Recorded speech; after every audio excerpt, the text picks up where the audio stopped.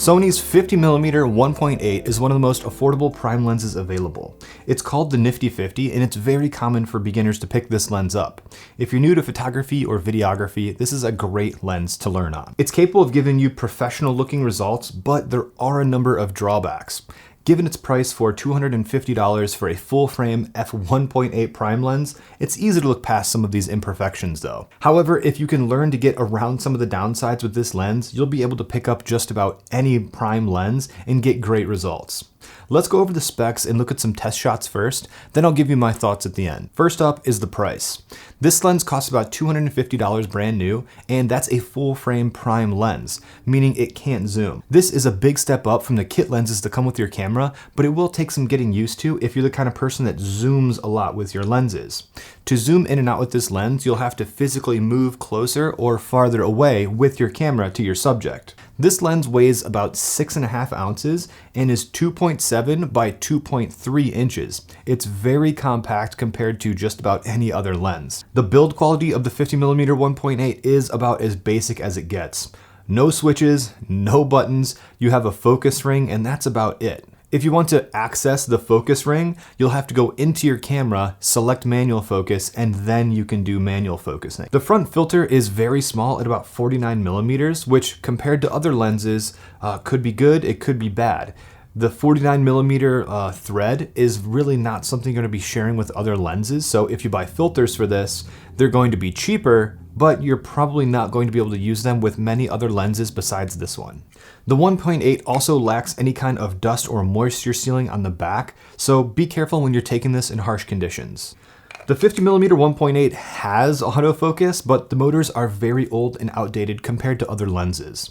This lens will try to hunt and focus, so if your subject is moving farther away and closer to the camera, your lens might not even be able to find focus. On stationary objects, this lens can be very good, but on moving objects, it really struggles. An example of your subject moving closer and farther away is shooting something like sports, for example. This lens is really going to struggle in autofocus filming sports. Another downside to this lens is the very audible noise that comes when the autofocus motors are focusing.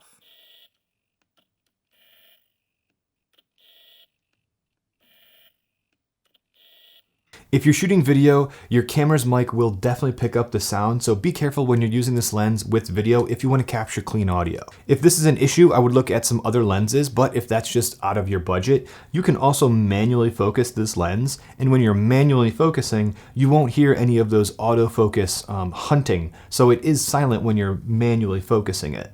This lens is surprisingly sharp given its price tag. At 1.8, it's sharp in the center, but has very soft edges on the frame with some vignetting. The edges of the frame get sharper when you stop down the lens to 2.8, and the edges are much sharper. Most lenses are very soft, wide open, but the center is sharp enough to be usable with the 50mm 1.8. Another drawback of the 50mm 1.8 is how it handles flares. Point this lens at any kind of light source and you'll have some wild flares that can be pretty distracting in some cases. Using the plastic hood that comes with this lens to avoid spill from the side will help a little bit, but pointing this light at a light source will produce a lot of lens flares. Chromatic aberration is also getting pretty nitpicky when you talk about a $250 lens, but it's worth noting here. This lens does have some noticeable color fringing when you point this at a bright background and your subject is darker in front of it. This is a really common sticking point for a lot of lenses, so I don't want to be too harsh here, but it is worth mentioning. If you're a beginner, you might not even notice the chromatic aberration until you start really pixel peeping your images. Similar story with the bokeh on the 50mm 1.8. You can get some nice autofocus bokeh balls with this lens, but they will have some texture to them and they aren't the cleanest circles you can get. This lens also has the common problem of cat-eye shaped bokeh towards the edges of the frame. The minimum focusing distance is something you may have an issue with if you like taking pictures or videos of things up close. The closest you can focus from the sensor of your camera to your subject is 17.76 inches. This is a common gripe for me with most 50mm lenses minus the macro lenses. 17 inches just feels a little far away if you like to be shooting photos of close-up objects. Focus breathing is another issue with this lens, but since the autofocus is so poor in video, this is a problem that you may not even run into. This lens is currently not compatible with Sony's lens breathing compensation like on the A7 IV or the FX6. This is also pretty nitpicky to mention, but if you're a beginner, you can probably just ignore this for now. But if you'll be using this lens with rack focuses in manual focus, this might be something you run into. This lens, like many other Sony prime lenses, doesn't have any kind of optical steady shot.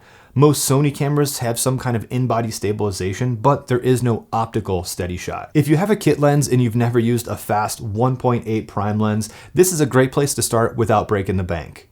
The 50mm 1.8 is one of those lenses that I think everyone should have and start on. It's a great lens to learn, and you get some great results with a little bit of practice. It'll take some learning to get the most out of this lens, but once you understand how to use this lens and you pick up a more expensive lens, you'll be able to use that more expensive lens much easier. The autofocus, flares, build quality, and minimum focusing distance reflect the price tag of $250, but it is a sharp lens that you can stop down and get some great depth of field and separation from the background.